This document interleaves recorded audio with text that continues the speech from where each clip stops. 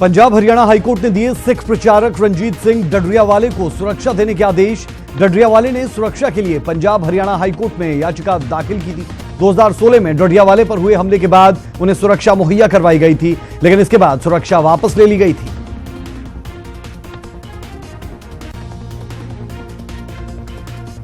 बिहार के मुख्यमंत्री की तुलना गुरु साहबान से करने पर पटना साहिब गुरुद्वारा कमेटी के प्रधान अवतार सिंह हित बुरी तरह फंसे। अवतार सिंह हित को श्री अकाल तख्त साहब ने किया तलब। 28 जनवरी को पेश होने के निर्देश भी जारी।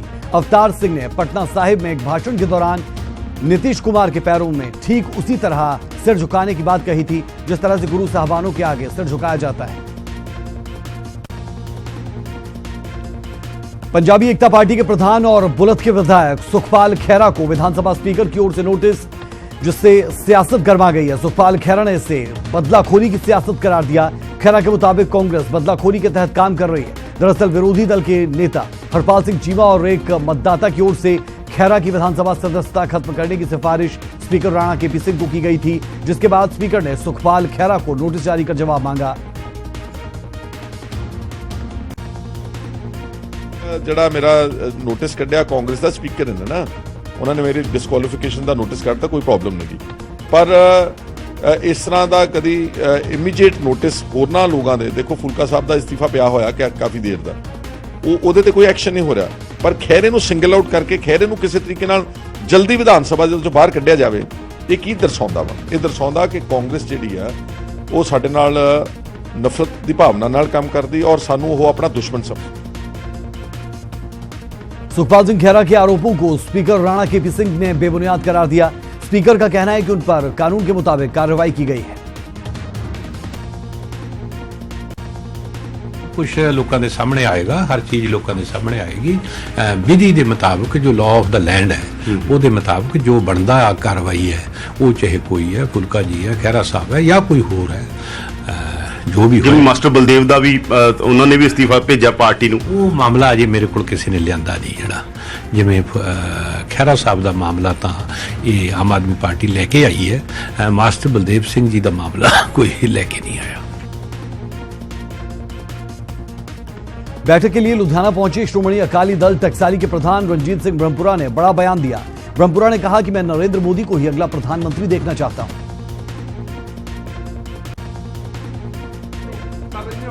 पंजाब में श्रोमणी अकाली दल और कांग्रेस के खिलाफ महागठबंधन की तैयारी शुरू हो चुकी है। इसी मकसद को लेकर लुधियाना में अलग अलग पार्टियों से भागी हुए नेताओं ने बैठक की। इस बैठक में श्रोमणी अकाली दल टकसाली के प्रधान रंजीत सिंह ब्रह्मपुरा, पंजाबी एकता पार्टी के प्रधान सुखपाल सिंह खैरा, बीएसपी के पंजाब प्रदेशाध्यक्ष रशपाल सिंह राजू और यूनाइटेड अकाली दल के प्रधान गुरदीप सिंह मौजूद रहे। बैठक के बाद गुरदीप सिंह ने दावा किया कि सभी नेताओं के बीच सहमति बन चुकी है और जल्द लोकसभा चुनावों की सीटों को लेकर मंथन किया जाएगा। प्रमुख तौर पर की सीगा कि साडे नाल अज पंजाब डेमोक्रेटिक अलायंस विच एक नवे साथी रले ने ऑफिशियली, वो हन टकसाली अकाली दल।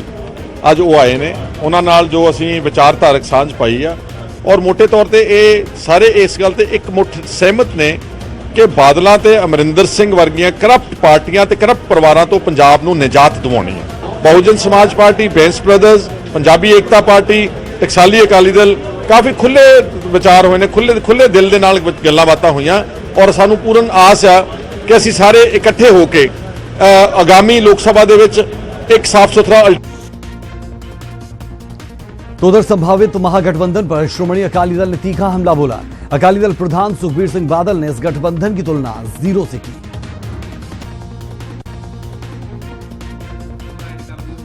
रिजल्ट जीरो ही होंगे।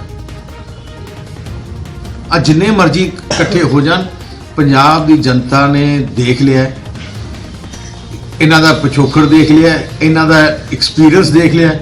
आज 20 MLA जिता के आम आदमी पार्टी ने किया की है, उसके बाद खेरू खेरू हो गई। उन्होंने उत्ते जो इल्जाम लगे है, जो उन्होंने क्योस किया है, सारे पता लग गया।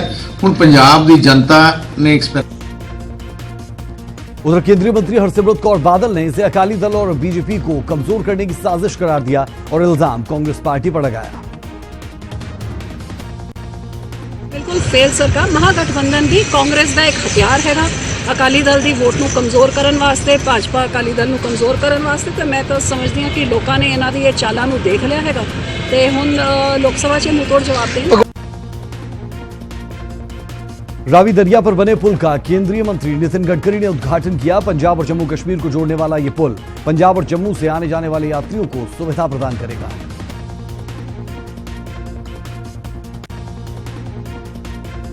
प्रोडक्शन वारंट पर मोहाली पुलिस यूपी बाहुबली विधायक मुख्तार अंसारी को लेकर मोहाली कोर्ट पहुंची। अदालत ने अंसारी को 2 दिन के रिमांड पर भेजा। मोहाली के बिल्डर से फोन के जरिए रंगदारी मांगने के आरोप लगे।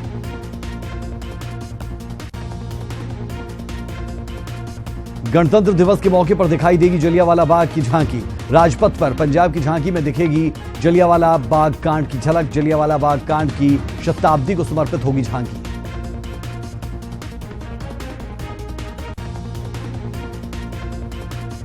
पटियाला में अध्यापकों का विरोध प्रदर्शन। पंजाब मंडी बोर्ड के चेयरमैन लाल सिंह के घर में घुसे प्रदर्शनकारी अध्यापकों और पुलिसकर्मियों में हुई धक्का मुक्की।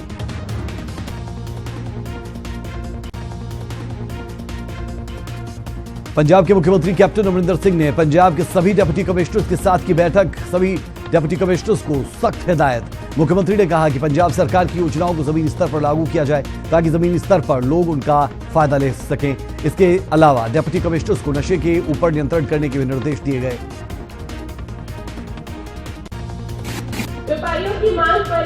केंद्रीय गृह मंत्री राजनाथ सिंह मंगलवार को अमृतसर पहुंचे, जहां उन्होंने अटारी सिक्योरिटी फोर्स रेजिडेंशियल कॉम्प्लेक्स की नींव पत्थर रखा और कहा कि बाकी सुविधाएं भी जल्द से जल्द मुहैया करवाई जाएंगी।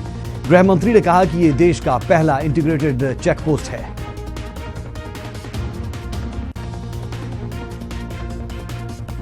अमृतसर में सड़क हादसा। राजनाथ सिंह का काफिला गुजरने से थोड़ी देर पहले हुआ भीषण सड़क हादसा। हादसे में 2 लोग हुए घायल।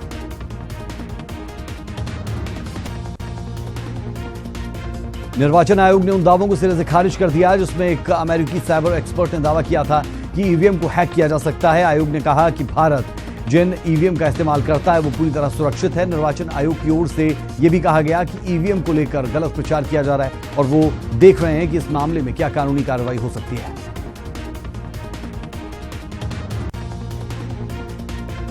ब्रिटेन की राजधानी लंदन में सोमवार को इंडियन जर्नलिस्ट एसोसिएशन के एक आयोजन में अमेरिका के एक साइबर एक्सपर्ट ने दावा किया था कि ईवीएम को हैक किया जा सकता है। बीजेपी ने ईवीएम हैक के इस दावे को लेकर कांग्रेस पर तीखा हमला किया और कहा कि चुनाव से पहले हार का ठीकरा ईवीएम पर फोड़ने की तैयारी की जा रही है।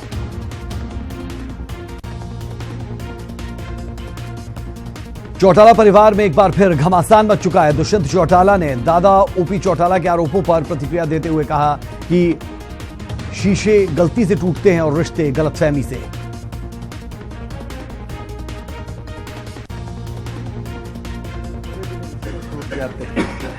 और अगर कोई कहता है कि ऐसा हुआ तो फिर चौधरी देवीलाल के तो चारों बेटे 4 अलग पार्टियों में थे, क्या वो रिश्ते भी टूट गए थे? मैं कोई टिप्पणी उनके बारे में नहीं करूंगा। मैंने पहले भी कल भी आप लोगों को लिखित तौर पे दे दिया था। मेरे घर के परिवार के सीनियर हैं, उन्होंने जो कहा है उसके ऊपर मेरे टिप्पणी करना बनता है। जीत बेन नैना चौटाला उस वक्त भावुक हो गई जब वो मंच पर बोल रही थी, लेकिन बोलते बोलते उनका गला भर आया और आंखों से आंसू छलकने लगे। नैना चौटाला ने कहा कि आज एक नहीं बल्कि कई मुसीबत दुष्यंत के पीछे हैं। आपको बता दें कि नैना चौटाला दिग्विजय के समर्थन में जींद के 21 गांव में प्रचार के लिए पहुंची थी।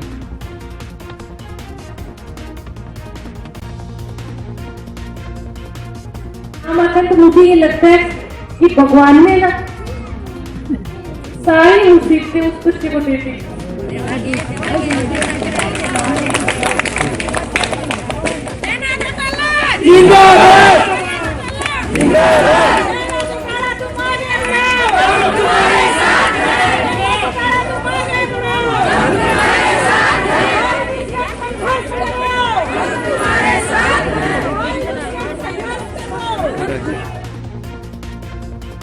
गौरतलब है कि नेहरू सुप्रीमो ओम प्रकाश चौटाला और उनकी पत्नी स्नेहलता दोनों अपने पोतों दुष्यंत और दिग्विजय से नाराज हैं।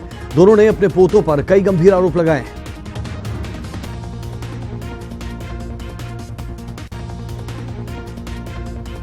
सोमवार को नेहरू सुप्रीमो ओपी चौटाला की फरलो रद्द कर दी गई थी और उन्हें दिल्ली के अस्पताल से तिहाड़ जेल भेज दिया गया था। तो वहीं उनकी पत्नी स्नेहलता को दिल्ली के मेदांता अस्पताल में भर्ती करवाया गया है। बताया जा रहा है कि उन्हें बीपी की शिकायत है।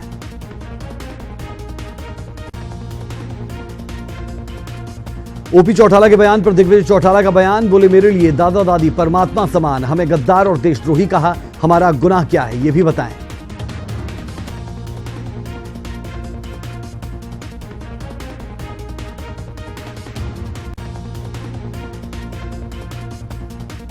कल देशद्रोही भी कह दिया। और हम यही बार बार कह रहे हैं कि कम से कम ये तो बता दो कि हमने कौन सा ऐसा धोखेबाजी की, कौन सी गद्दारी की, और देशद्रोही कौन सी ऐसी हमने देशद्रोही की, हमें ही समझा दो, और हमें नहीं तो कम से कम जनता को समझा दो। ये मात्र बार कह देना कि आप देशद्रोही हो, आप गद्दार हो, आप धोखेबाज हो, इसके तो तथ्य ही नहीं ना। वहीं सांसद दुष्यंत चौटाला ने दादा दादी के आरोपों पर अपनी प्रतिक्रिया देते हुए कहा कि जननायक जनता पार्टी जींद उपचुनाव से ध्यान भटकाने वाली बातों पर हरगिज ध्यान नहीं देगी। इनेलो ने आरोपों को उनकी हताशा का असर भी कहा। सुबह उठने से लेकर रात को सोने तक एक ही चीज सोच ले कि किस प्रकार से जननायक जनता पार्टी को रोका जाए। जो लोग सुबह उठने से लेकर रात को सोने तक एक ही चीज सोच ले कि किस प्रकार से जननायक जनता पार्टी को रोका जाए। कैबिनेट मंत्री अनिल विज ने इस पर चुटकी ली है। अनिल विज ऐसे चौटाला परिवार का सीरियल बता रहे हैं और कह रहे हैं कि सीरियल में इमोशनल ड्रामा हो चुका है, बस अब क्लाइमैक्स बचा है। एक सीरियल चल रहा है सास बहू और पोते, इसमें इमोशन भी है, सस्पेंस भी है और अभी क्लाइमैक्स भी आना बाकी है। तो ये अब कोई प्रदेश के राष्ट्रीय मुद्दों पर राजनीति नहीं हो रही है और क्या इनके फ्यूचर टारगेट्स हैं उस पर भी बातचीत नहीं हो रही है। ये लोगों को भावनाओं में बहाने का प्रयास किया जा रहा है। इनेलो में हुए घमासान और दादा पोते की फूट पर विरोधी दल निशाना साधने में जुटे। कैबिनेट मंत्री रामविलास शर्मा के मुताबिक चौटाला परिवार में ये लड़ाई देवीलाल की विरासत की बजाय ओपी चौटाला की वसीयत पर हो रही है। ये ओम प्रकाश जी चौटाला की जो राजनीतिक या आर्थिक जो विरासत है उनके बंटवारे का झगड़ा है।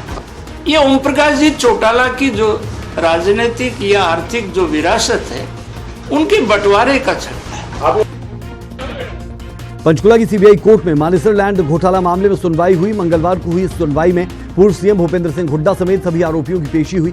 सुनवाई के दौरान कोर्ट ने आरोपी अतुल बंसल के कोर्ट न पहुंचने पर नाराजगी जाहिर की और आरोपी अतुल बंसल के नॉन बेलेबल अरेस्ट वारंट जारी किए। अब इस मामले की अगली सुनवाई 6 फरवरी को होगी।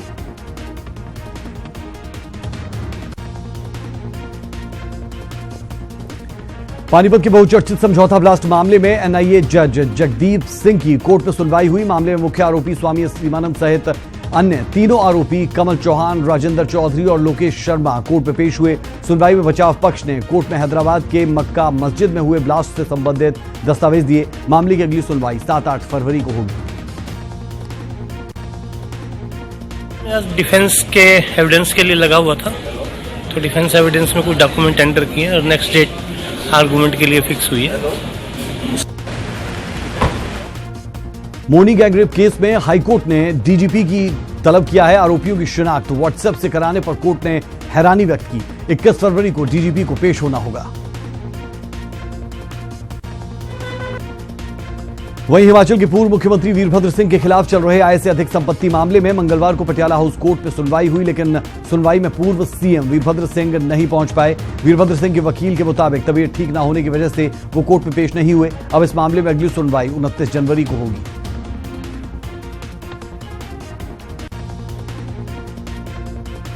हिमाचल कांग्रेस के नए मुखिया कुलदीप सिंह राठौर ने सीएम जयराम ठाकुर पर निशाना साधा।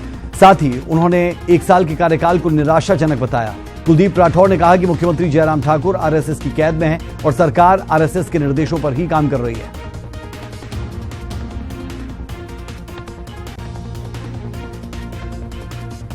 पहाड़ों की रानी शिमला में बारिश के बाद बर्फबारी, भारी संख्या में शिमला पहुंच रहे पर्यटक, सड़कों पर जाम जैसे हालात।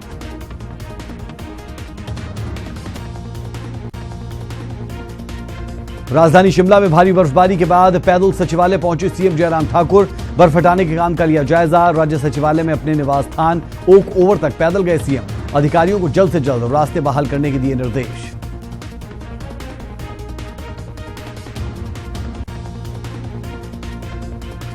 मनाली की वादियों पर भी बिछी बर्फ की सफेद चादर, पर्यटकों के खिले चेहरे, कारोबारी खुश।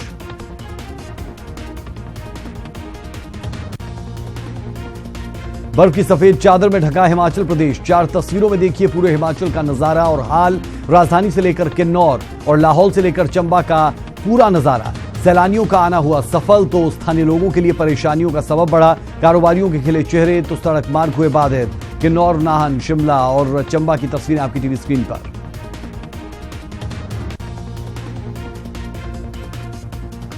चंबा में पहाड़ों पर बर्फबारी और बारिश के बाद तापमान में आई गिरावट। स्कूल जाने वाले छात्रों को हो रही परेशानी, लोगों को अलाव का सहारा।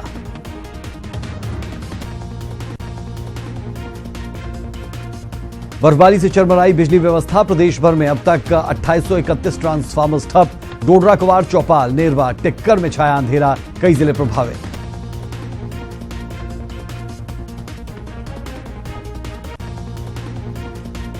हिमाचल में बर्फबारी से तापमान माइनस में पहुंचा। लोग घर में बैठकर ठिठुर रहे। ऐसे में लाहौल स्पीति के चंद्रभागा संगम से हैरत कर देने वाली तस्वीरें आई सामने। चारों तरफ बर्फ ही बर्फ, -15 डिग्री तापमान। फिर भी लोग चंद्रभागा नदी के खून जमा देने वाले पानी में लगा रहे आस्था की डुबकी। करनाल के पिंटू गोलीकांड में पुलिस ने जारी किए 2 आरोपियों के स्केच। कृष्ण कुमार और जबरा उर्फ जब्बर सिंह को किया मोस्ट वांटेड घोषित। सूचना देने वाले को दिया जाएगा 10 लाख रुपए का इनाम और नाम रखा जाएगा गुप्त। प्रदेश में लगातार स्वाइन फ्लू के मामले बढ़ते जा रहे हैं। रोहतक पीजीआई अब तक 116 स्वाइन फ्लू के केस पॉजिटिव यहां पाए गए हैं, जिसमें 4 लोगों की मौत भी हो चुकी है। सबसे ज्यादा मामले भिवानी, दादरी, हिसार और जींद से सामने आए हैं। गणतंत्र दिवस परेड को लेकर दिल्ली में भारी वाहनों पर रोक लगा दी गई है। इसके लिए गुरुग्राम ट्रैफिक पुलिस ने रूट मैप तैयार किया। वाहनों को हाईवे पर 2 जगह रोका जाएगा। गणतंत्र दिवस कार्यक्रम के लिए 22, 23, 25 और 26 जनवरी को भारी वाहनों की नो एंट्री रहेगी।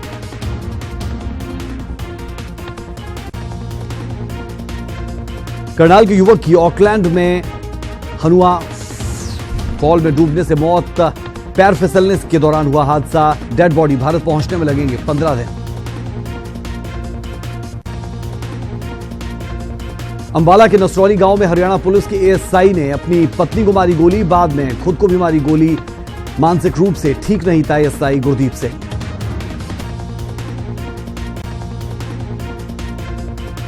पलवल में पुलिस की टीम पर लाठी डंडों और ईंट पत्थरों से हमला। देवली गांव के लोगों पर हमले का आरोप, जिन्होंने हमले के बाद गिरफ्तार आरोपी को छुड़वाया। इस हमले में पुलिस के मुलाजिम घायल। 17 नामजद और कई अज्ञात लोगों के खिलाफ मामला दर्ज।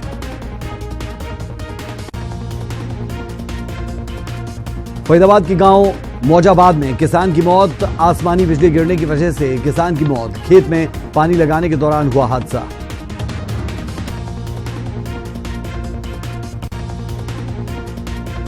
सोनीपत के गांव पीपली में सरपंच के घर जोरदार धमाका। बम जैसे धमाके के बाद गिरी दीवार। सरपंच के पति रविंद्र की मौके पर ही मौत। परिजनों ने जताई हत्या की आशंका। जांच में जुटी पुलिस।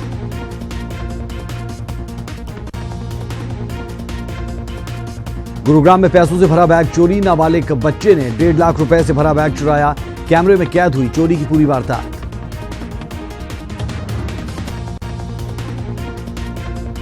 अब जल्दी गुरुग्राम में अवैध पार्किंग की समस्या खत्म होगी।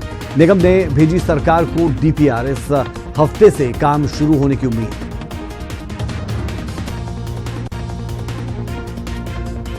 कुरुक्षेत्र डिटेक्टिव पुलिस ने ट्रांसफार्मर चोर गिरोह के 4 सदस्यों को किया काबू। ट्रांसफार्मर चोरी की 3 दर्जन वारदातें सुलझी। लाखों का सामान बरामद।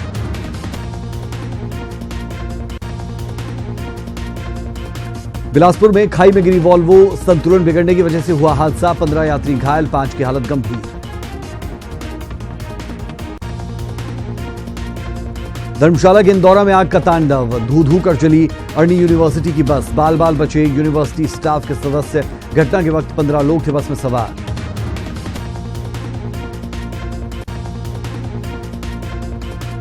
नशा तस्करों पर शिकंजा। ऊना में पुलिस ने चिट्टे के साथ 2 युवकों को किया गिरफ्तार। ऊना के गांव जलबरा के रहने वाले हैं दोनों आरोपी। इन्वेस्टर मीट को लेकर सीएम जयराम ठाकुर ने कसी कमर। 30 जनवरी को बेंगलुरु और 31 जनवरी को हैदराबाद में करेंगे रोड शो। 10 और 11 जून को होगी हिमाचल की पहली इन्वेस्टर मीट।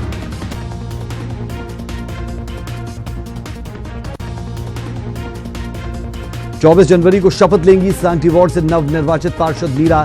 शहरी विकास के निदेशक दिलाएंगे शपथ। निगम कार्यालय के मीटिंग हॉल में होगा शपथ ग्रहण समारोह।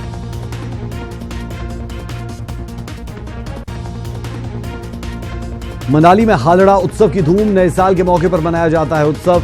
कैबिनेट मंत्री गोविंद ठाकुर भी रहे मौजूद। लाहौली संगीत की धुनों पर झूमे मंत्री जी।